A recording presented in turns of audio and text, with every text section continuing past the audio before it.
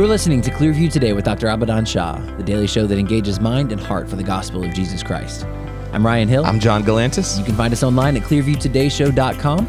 If you have any questions for Dr. Shah or suggestions for new topics, send us a text at 252-582-5028, or you can email us at contact@clearviewtodayshow.com. That's right. We want you guys to help us keep the conversation moving forward. You can do that by supporting the show. Share it online with your friends and family. Leave us a good 5-star review on iTunes or Spotify, anywhere you get your podcasting content from. We're going to go ahead and we're going to do you a solid, right? We're going to leave you a little link in the description so you can just click right on it, leave us a good review. That's really us helping you, so say thank you. Yeah, you're welcome. Yeah, you're welcome. You're welcome. The verse of the day today is coming from Matthew chapter 6, verse 21. For where your treasure is, there your heart will be also.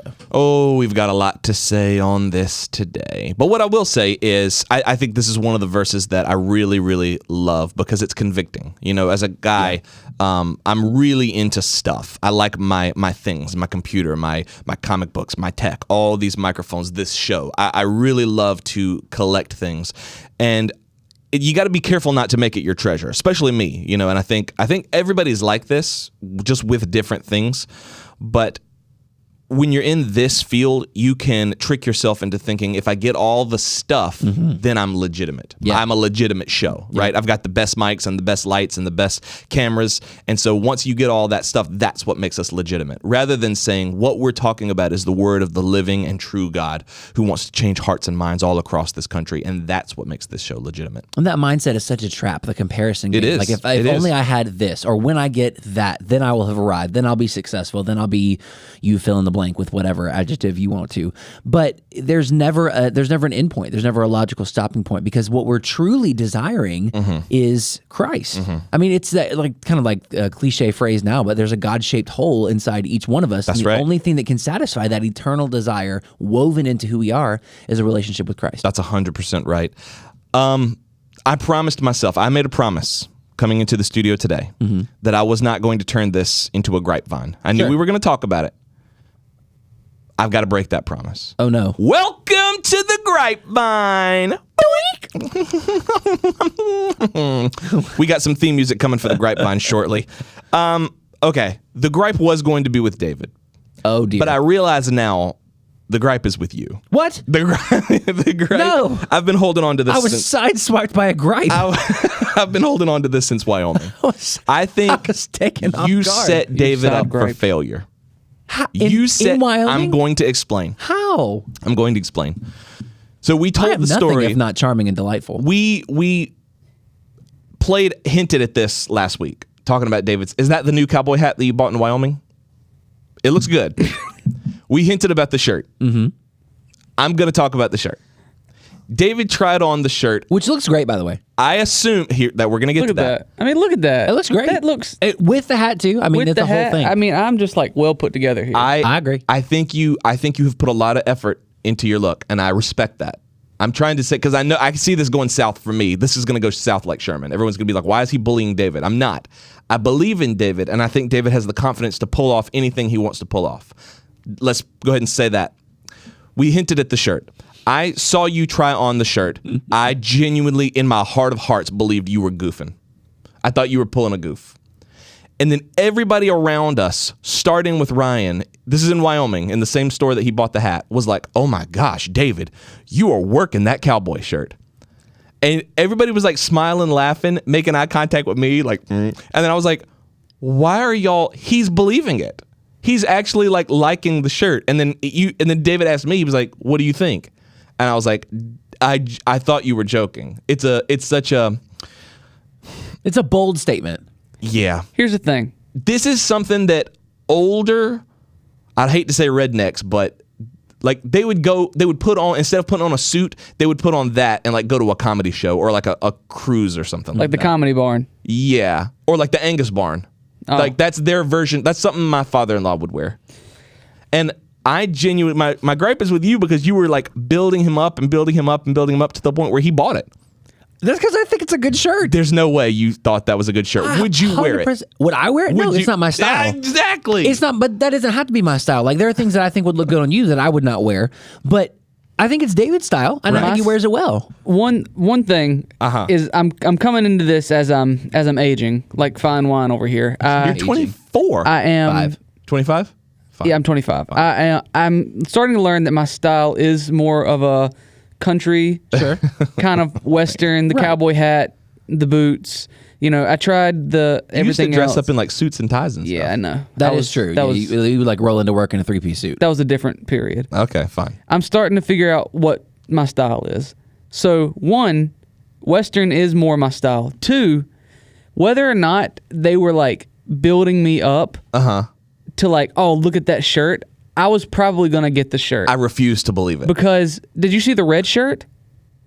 The red one that had the Cowboys on it? That one was worse. I almost got that one, and nobody said anything about that one. Everybody liked the blue one. So everybody started trying on the cowboy shirts. I have pictures. Yes. Yeah, we can drop the pictures in there. I got a shirt. You tried on a cowboy shirt. Like if it's like burgundy maroon paisleys with pearl buttons. Nicholas tried on a cowboy shirt. And he got it. He got it. Everybody was trying on, and maybe this is the genesis of it. I was like, all right, I'll try on a cowboy shirt. I came out, everyone was like, you know what? I'll tell you why. Because you didn't walk out confidently like the rest of us did. You walked out like...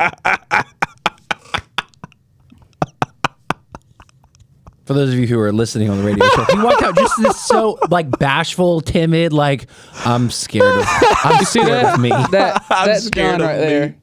That's John. Yeah. Had you walked out and like strutted around the store, I'm like, okay, John, all right. That's the thing.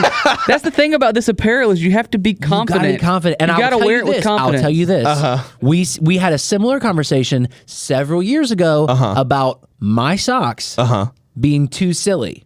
Yeah, because you were wearing them to funerals and stuff. Hold on. And then after that, who started wearing silly socks? Everybody started wearing silly socks. Everybody wore them. Can I tell you something? Wearing them right now, yeah. The first time I put on the cowboy hat, I was like, everybody's going to think this looks terrible. But here's the thing. And this was in Colorado. I put it on. Nobody really said anything. Because when I saw you in the cowboy hat, it clicked. I was like, oh, that works. When I saw you in the shirt, I was like, that's silly, but he's doing it as a goof, so I'm not going to rain on his parade. And then I saw more and more and more people jumping on board, and I guarantee you, I was like, they're bullying David. They're trolling him. My point in the whole cowboy hat thing is I came back from Colorado with a cowboy hat, and then I don't know if I just noticed more people in cowboy hats now, or if I started something here at Clearview Church. There have been... It's like a brotherhood, like a camaraderie. There have been like 15 more cowboy hats popping up around the church. We got to break. We got to go to break. We're going to bring Dr. Shah in on this. Again, I'm not bullying David. I'm trying to protect David from getting bullied because when I saw everybody jumping on that, they were like, you can't bully David, someone that looks like this. That's you. You can't bully someone that looks like this. I was like, why are y'all setting him up for this? We're not. I thought it looked good. I was being honest. I gave David my yes, I think it looks good. I think it looks great. The cowboy shirt. I think it looks great. All right. I think it does. I wouldn't wear it. It's not my style. Let's break. David and I are going to go to a Ron White comedy special later, and then we'll report back. Write in and let us know if someone has ever either discouraged you or jumped on the bandwagon with your fashion choices and how that influenced your purchases. 252-582-5028, or you can visit us online at clearviewtodayshow.com. We'll be back after this. Hey, what's going on, listeners? My name is John. And I'm Ellie. And we just want to take a second and let you know about Dr. Shah's new book on the market right now called Can We Recover the Original Text of the New Testament? Boy, that is a long title.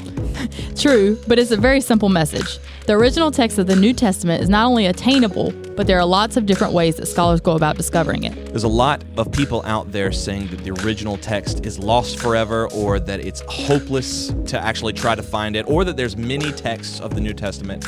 But alongside Dr. David Allen Black, Dr. Shah has actually compiled papers from some of the world's leading experts in textual criticism, including one written by himself on various methodologies for extracting the original text. And listen, if you're interested in textual criticism, this book is a great introduction to the field.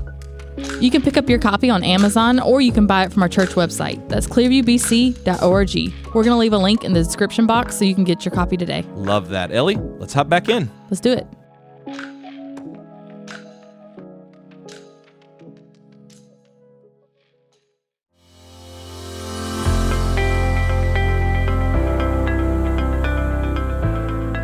Welcome back to Clearview Today with Dr. Abadan Shah, the daily show that engages mind and heart for the gospel of Jesus Christ.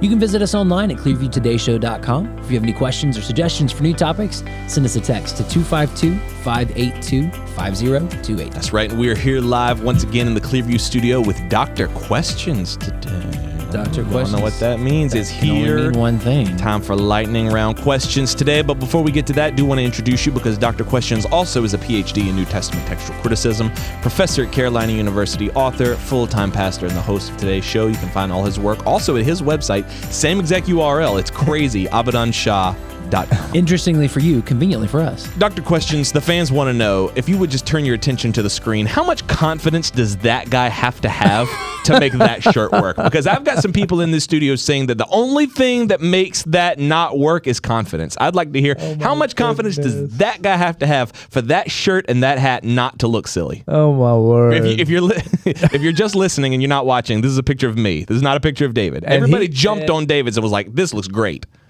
And this is John This is me. Galantis wearing a Western outfit. Allegedly. And, Yes. and everyone is just saying, oh, if you just had been confident, it would look fun. So my question is, how much confidence? Because that doesn't look good. That looks like my father-in-law. Oh, does it really? Oh, yeah. Oh, yeah. That looks like, yeah, he'll wear that. 100%. Yeah, he'll go somewhere nice. That's his Angus Barn shirt. If he We're eating high tonight. We're Fancy eating dinner. highfalutin tonight. What do So you think he'll of it? Rate it. If you would rate it, Dr. Questions, just Like if you scale were of 1 to 10. If you were about to go on a trail ride and you were like, or you were go to the rodeo, I would say yes. It's a 10 out of 10. I would also say he's not gonna get any date tonight. No, I mean, just no, that guy's going alone. alone. That guy's going and he's got a spare ticket and he's trying to hand it out to women at the gate. But now let me tell you what will change the whole thing. Uh-huh. You gotta have a belt buckle. Yeah, true. Yeah. So this will work, and you'll get a date. If you get the right belt buckle. Yeah. And those jeans, I was just about to say that. Yeah. You need different jeans. different jeans. What They kind of need- jeans do you I mean, need? they need to be like dark? stark blue Yeah. jeans. I got Yes, you. yes. And plus, I don't see your boots. Where are your boots? True. I was wearing these boots right here. These are not cowboy boots. You They're just also, like I no. feel like the shades Stitch are going Fix to need boots. to change. Huh? The shades the gotta are go. going to need to change as well. Yeah. yeah. And we So- can make this work. I just don't. I don't think. Here's the thing. I think it's not going to work. And It's- that was my whole point earlier in the intro. It's like the guy who saw Pure Country, the okay. movie with what's his name? Oh, So I everybody didn't see it. everybody went to the performance just a few weeks ago. Ryan's looking it up. Pure Yeah. Country. Yeah, yeah. Let's see. And he is like all of a sudden George Strait. George Strait. Yeah, yeah. I don't know how I forgot that name. I knew somebody who used to watch Pure Country all day, every day. Oh, wow. Yes. But anyways, it's like he watched Pure Country, and he thinks this is a life for me. I really can make this work. Look at the shelf behind you on the back wall there. See those jeans Those there? jeans is what it's got to That's be. what you need. And the belt buckle. Yeah, and the belt buckle. You gotta And the have glasses got to go. You Yes. got the tie, but you didn't get a cowboy shirt. I mean, you got No. a cowboy. No, Tie. you got the tie. Yes. Where did the cowboy shirt? That was Colorado. That was That South Dakota. South Dakota. South Dakota. Yeah. Gotcha. Yeah. And the guy loved my cowboy shirt. The guy who owned the cowboy shirt, the store in Cody, he's like, I mean, he just like reached over his trying to I saw say it. Let me see where you got that from. Where did you get that shirt I from? love that shirt. I'm like, well, thank you. So And then he gave me the tie, by the way. Oh, yeah, For that's true. He gave for you the tie for free. $50 tie. Shit, do you remember the name of his store? No. Well, shout out to the guy in Wyoming. We appreciate We you. do. We Appreciate you remember that. very much. Yeah. Back by popular demand today is lightning round questions. Dr. Shah, Ryan, do you want to explain what lightning round questions is? I got to do this one I right would here. absolutely love to There explain you go. what Lightning round questions is. questions. Every Friday here on the Clearview Today Show, lightning strikes every Friday. That's right. We're going to take your questions that you've texted into that number 252-582-5028, and we're going to pose them to Dr. Questions. The first one is Get your coming questions to us. answered here. Yeah, right here on the Clearview Today Show. First one's coming to us from Tommy K. What do you think the K stands for, my friend? Cowabunga. Tommy Cowabunga with a K writes, what is a book that you have yet to preach on and would like to? I guess I mean like a book of the Bible. Yeah, yeah. Wow, what a great question. I preached on pretty much every major book in the Bible.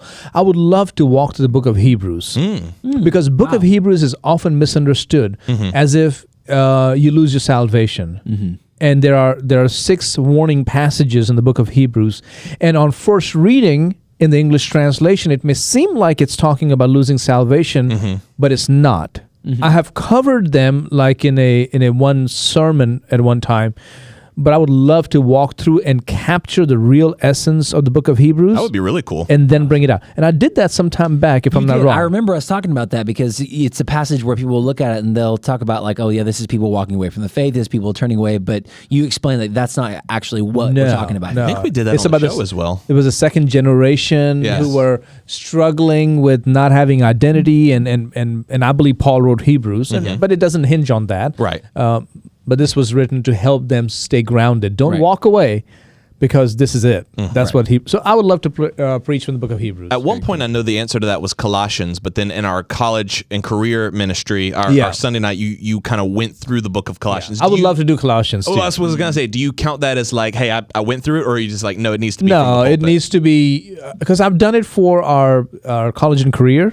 But when I do for college and career, I'm kind of more application heavy. I do my exegesis, but I don't bring it out in my preaching, in my teaching time. But when I preach, I mean, it's good enough to be a paper. That's right. Albeit it hasn't been written, but it's good enough to be in a journal. So every message that I preach, I kind of prepare it that way.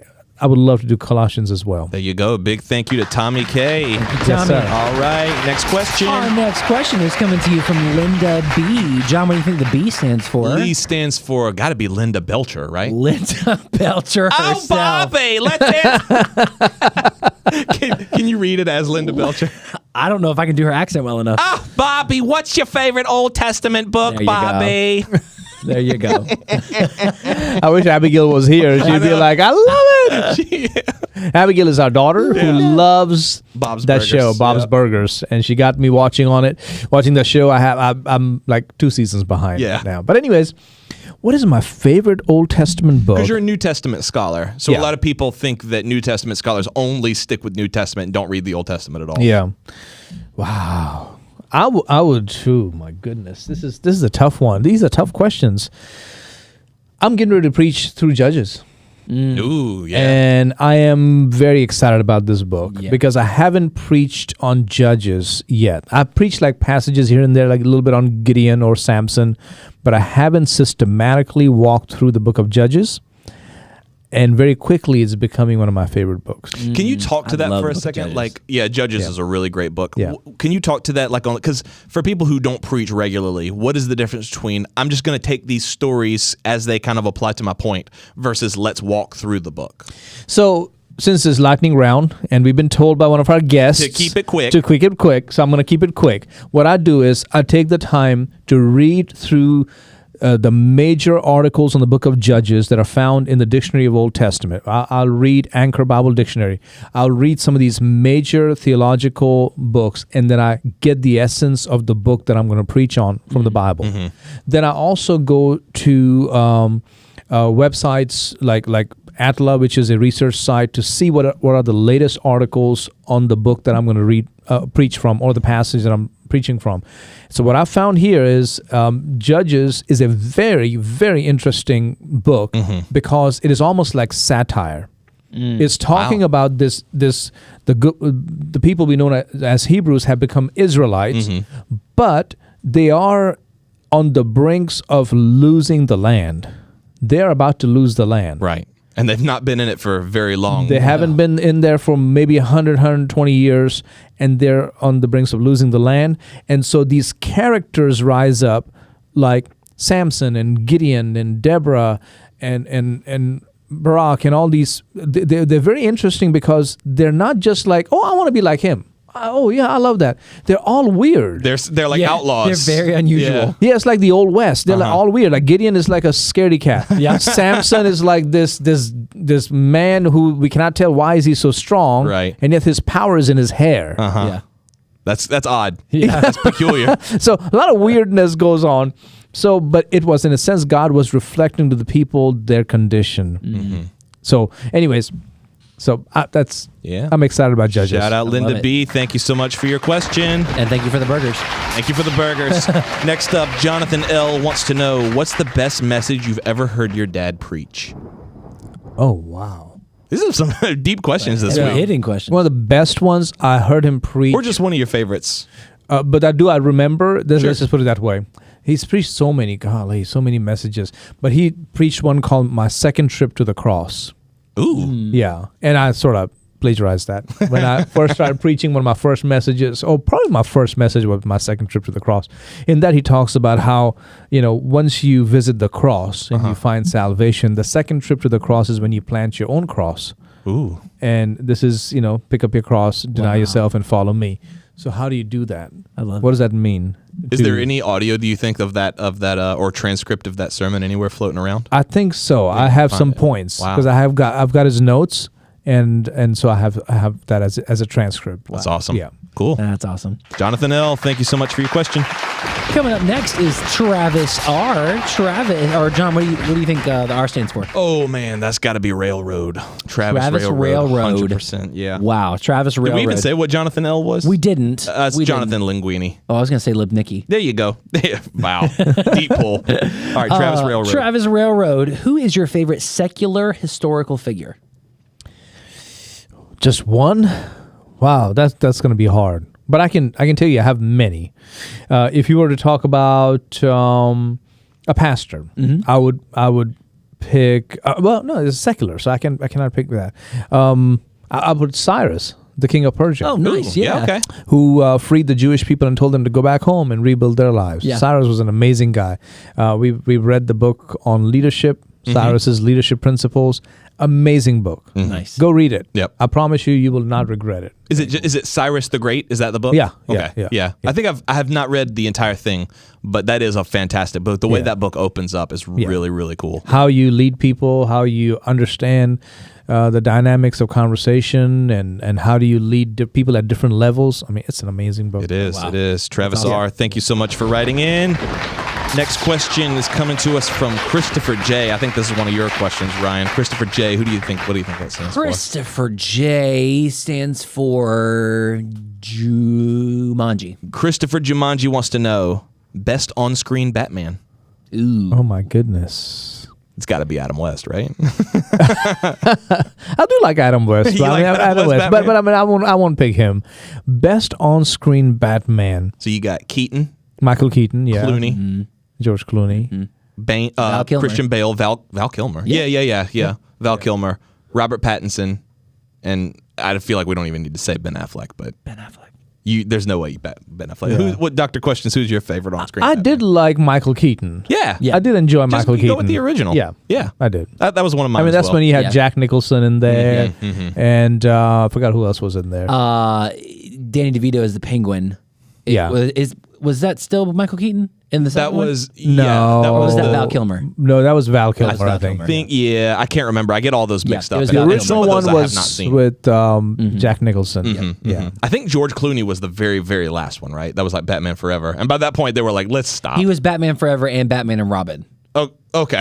Okay. When they had Uma Thurman as Poison Ivy and Yeah. Arnold Schwarzenegger as Mr. Freeze. Yeah, those movies were a wild ride. I'm really Fun, glad. they were campy. They were good for their time. But I'm glad Christopher Nolan came on the scene. For me, I think I would say it's between Bale and Pattinson.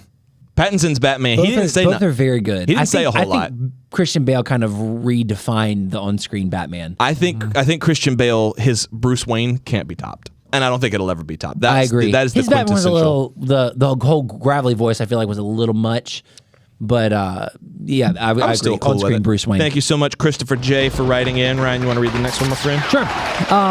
This one comes from Randy M. What do you think the M stands for? Randy Miletus. Okay. Randy Miletus wants to know: do you relate to more Indian characters in TV and films, or do you not really notice? Indian characters in TV and films are just over the top. So that's what I was going to ask you. Over the That's a top. good point. I don't know. So you don't watch Big Bang Theory. No. But I haven't seen trying to it think yet. if there, I'm trying to think if there's other, like, what other Indian characters are there? Like in New Girl, like Cece, Oh, they wait. make it their You're whole- talking about Indian characters in American, Like TV. American- Yes. I was TV. thinking Indian characters like in Indian TV, because they just overdo it. This is a culture that, like in Bollywood. yeah, like it's very deprived, very poor. Right. And so movies is where you go. and you get to do everything that you'll never ever get to do in real life. So you dance in the streets, you Like wear the bright, vibrant colors and all you, that you stuff. Go on play the cricket adventures. and you are hitting home runs. I mean, I'm trying to give it a baseball language. So I was like, I don't relate to any of these Indian characters on TV. Nobody does. Even the characters don't relate to themselves. They're like, this is fantastic. This Not is just happening. absolutely This does not going to but ever but happen. American movies or films, do I relate to them? Not really. Not really. I don't know. Yeah. This doesn't. I don't fit. Yeah. That's a good point. Maybe others would disagree and say you do fit. I don't know. That's the kind of thing is that you see that a lot from people who are non-white. They see those, and there's this whole representation thing. Representation in movies. And it's one of the things that it's difficult, I think, for us. We may never really understand what that feels like, or if that's even a thing. There are people in America from India who do sound like who's the guy Nicholas from Simpsons? What's his name? Apu. Yeah, they do talk like that. And then who else do we have? So There's Indian characters on some of the Indian. I always go to Raj Kuthrapali from yeah, Big Bang Raj Theory. is a good example. That was a great example. And then there was also what was that Sweet Life of Zach and Cody. wasn't there The Indian bellhop, No, he was not a bellhop. No, he was the one of the bellhop kids. was Hispanic. or was it like Sweet Life on Deck? No, it was oh, I know who you're talking about. Come on, Ryan, get it. My Disney's failing me. He no. But Baljeet as well. From Phineas and Ferb. Gosh, he was in Debbie, the show Debbie too, with Jesse with Debbie Ryan. He was one of the kids. Yeah. Do y'all remember? I can't remember his Do y'all name. remember Sanjay from Fairly Odd Parents? He was one. Or then on The Office, the guy who comes to fix the computers, and Michael Scott thinks he's a terrorist. Oh yeah, I didn't even know that. It's all, yeah. There Wow. are people who are like that. I just don't connect. Got you. Very cool. Yeah. Thank you so much. Who was that? Christopher. Who wrote? Randy. Randy M. Thank you, Randy. This one is this one is not as fun, but it is kind of a serious thing that we should probably ask. David R. My child's school is teaching a critical race theory. What should I do? Oh, pray. Yeah. Speak out, because this is not a good thing. It's coming from a fundamental. I don't know how to say this, but it is very detrimental to our, dangerous to our society. Yeah, because it divides people without giving them a chance to ever reconcile, giving them a chance to ever fix the problem. Yeah, of course we can talk about racism being in America or in our history, but when CRT, what it does is it says that this is who you are. This cannot change. You have to accept that, and now you have to work from that premise. Yes. And yes. that's who you are, and that's who you'll always be. And I get it. There are some people are like that. So I understand. But when you put everybody in the same category, then we are enemies. Right. We hate each other. Right. And that's what some of these elements want. So I sympathize with you. I'll tell you, get your child in some other school. Yeah, we'll be It's praying not for a you good for thing. sure. It's not a good thing. Thank you for writing in, Dave. Yes. Yeah. Yeah, absolutely. Our next question is coming from Walt P. John, what do you think the P stands for? Oh man, that's pizza face. Walt Pizza Face. The guy is 85 years old, and he called him a Walt. pizza face. All right, you want to try another one? Walt. Give him a kinder one. Walt. I don't got one. Picket fence. Walt Picket Fence. There you go. All right. Walt Picket Fence. He says, I'm approaching my 85th birthday soon. Happy Walt. birthday, Happy Walt. early birthday Happy to birthday. you. I'll give you a little applause. There you go. Happy Love that. birthday to you, Walt. I just found your podcast and the lessons are life-changing, and I wish I knew about this sooner. Can I still learn and apply your teachings late in life? Well, some things we can learn from you. I mean, Yeah, I know, 85 right? years old, maybe we need to hear from you and learn some things from you. Yeah, the lessons we have here are for any age, any period in life, no matter what you're going through. And bottom line is, of course, we talk about Jesus Christ, but we also laugh. That's right. And laughter is for every age. And I hope you'll never stop laughing. That's right. Yeah? Because right. if you know Jesus Christ as your Lord and Savior, it's a win-win situation. You know Jesus Christ, you're going to heaven, and then we die, we go to heaven. Yeah. That's right. I mean, we win in this life and in the life to come. So I hope you can apply these principles. But please, anything we can ever do or you have some wisdom to share, please share with us. Also, shout out to an 85-year-old person texting into the radio. Yeah. And listening to podcasts, That's man. very special. Good Thank on you. you. 85 and late in life, man. You might just be getting started. So Hey, well, chill hey, out. Give yourself some credit. I buddy. tell you what, well, if y'all okay with it, go ahead and text us your address. We're gonna send you some free stuff. We'll send you one of Dr. Yes. Shah's books for writing into the show because you're the man. Yes. Next Yes. question. Next question is coming from Leonard G. What do you think the G stands for, my friend? Oh, I think the G stands for Greenwich. Littered Greenwich wants to know, Dr. Questions, what's the most enjoyable part of the writing process? What's the least enjoyable part? Oh, least enjoyable, I can go and tell you, is trying to finish up, wrap up. Because when I'm wrapping up, things pop up or in my head, because we just finished up a book, which will be coming out in about 2 weeks. From the time this is being recorded. By the time you're listening to this, it may be 1 week, 1 week away. if Yeah. that. Yeah. But when I finally get into the short run, it's the things pop up in my head like this concept needs to be covered, or this person needs to be mentioned, or this quote needs to go somewhere. That's like exhausting because at that point I'm like, I need to get this right, and it's like, oh wait, no, okay, that's going to take me another 30 minutes. Oh, I got to do this. I have to do this. That's one of the worst parts. Most enjoyable part of the writing process is the research. Really? I That love makes sense. research. Yeah. That makes sense. I love research because I'll sit there for hours getting it right, get the information, the article, the quotations, the structure of that story or the breakdown of the contents, and then I'm ready. Yeah. One thing I respect about you, and if you write a lot, the more you write, the more you'll start to see that there's way different. People write so differently. You're an incredible first draft writer. Yes. I got a lot of respect for you because if you write, like I write a lot, but when I do a first draft, it's so, I just give up. I'm like, man, it doesn't sound like what I want. Yeah. You're really good at, hey, I know this is going to be toilet Yeah. the first time I do it, but I got to get it done. Yeah. And Yeah. if I don't complete, I learned that a long time ago. it's hard. And if anybody here is an aspiring writer, here's the word: get started. You cannot fix what you don't have. That's right. Get started, and you may have an okay book or an article, whatever you're writing, an essay, but in time you can improve it. You can get better. That's right. Yeah, I'm better now having written,